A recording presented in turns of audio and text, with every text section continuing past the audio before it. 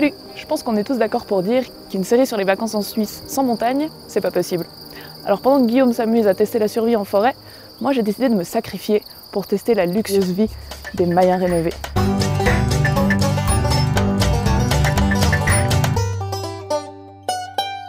Ici, on n'est pas loin des Volaines, et c'est là que l'architecte Olivier Chezot a décidé de rénover des tout vieux Mayens pour en faire des jolies chambres d'hôtel.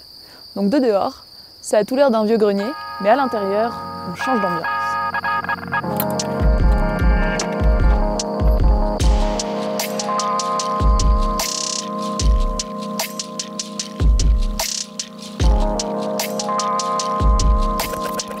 Anna Lodge est née d'un petit coup de gueule. J'ai appris qu'un racard datant de 1874 allait démonter et j'ai décidé d'acheter ce racard en m'engageant à le reconstruire sur un site à la Forclaz, à la base pour mes enfants. Mais au fur et à mesure de mes balades en montagne, je me suis rendu compte qu'il y avait un patrimoine qui s'écroulait.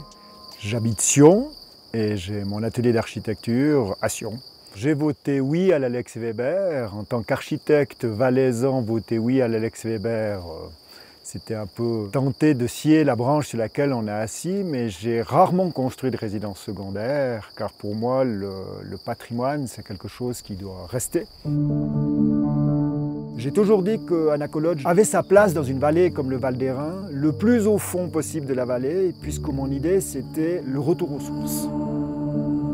Lorsque les Mayens sont inoccupés, l'idée c'est que ce soit toujours des objets agricoles du point de vue typologique et du point de vue visuel. Par contre, à l'intérieur, je me suis approprié du patrimoine sans créer de nouvelles ouvertures pour justement jouer le contraste entre le côté historique et le côté architecture contemporaine à l'intérieur.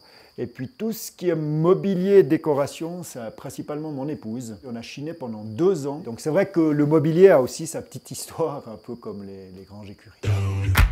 Donc là on voit bien les pierres à souris. C'est vraiment ces pierres en granit rondes et les petits pilotis qui empêchaient les rongeurs d'accéder dans la partie supérieure. Les planches ont toutes été récupérées des anciens objets. J'ai même interdit de les laver, d'enlever la beuse de vache. Bon, ensuite il m'a expliqué le concept des hot pots, des espèces de jacuzzi naturels.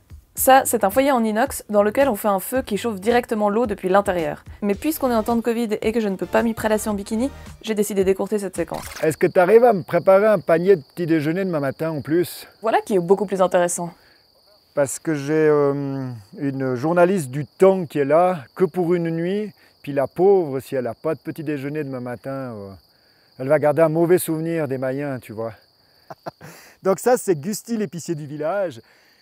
Et ça, c'est aussi une histoire extraordinaire. Bon, des histoires extraordinaires dans le coin, il y en a un paquet. Donc si on ne veut pas y passer la nuit, voilà juste l'essentiel. Et en réalité, ça fait bientôt 5 ans qu'on collabore ensemble, puis c'est juste génial. Bon, cet endroit connaît vraiment un grand succès. Il paraît que tous les chalets sont pleins ce soir. Du coup, je vais en profiter pour aller voir si j'ai des voisins sympas. C'était un cadeau d'anniversaire, puis avec le Covid, on voulait un peu s'échapper de la ville. Et surtout l'architecture est assez incroyable. Donc ce soir au menu, on a prévu des spaghetti pesto de la station-service.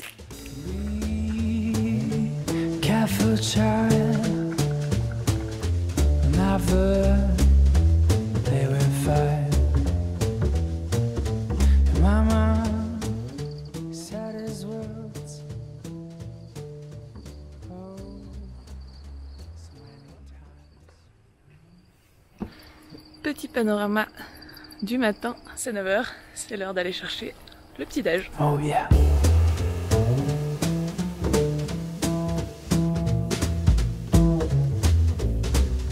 Bon, il faudra me croire sur parole quand je vous dis que cette épicerie était super sympa, et le gars aussi, parce qu'il tient à garder son anonymat et sa tranquillité.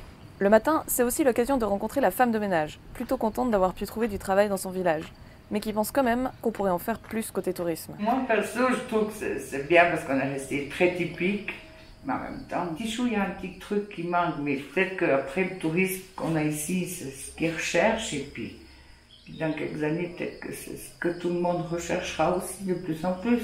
Et puis aujourd'hui, contrairement à hier, il fait hyper beau. Et donc c'est le moment de faire quelques petits plans bien kitsch.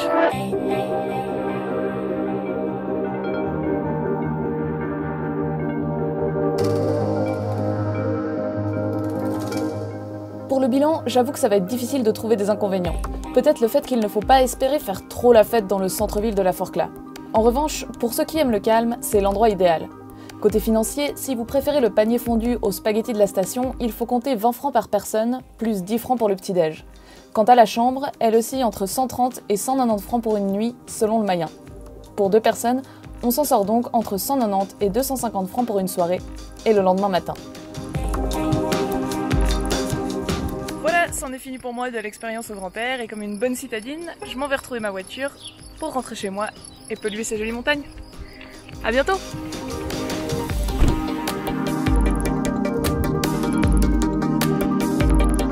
Alors je crois avoir trouvé le plan de vacances le plus écolo qui soit. Qu'est-ce qui permet de réduire son empreinte carbone tout en soutenant une agriculture écologique et de proximité? Eh bien c'est de faire une randonnée de ferme bio en ferme bio. Alors pour ce 4e épisode de The Very Swiss Trip, je vais vous emmener dans le Jura faire les chemins du bio.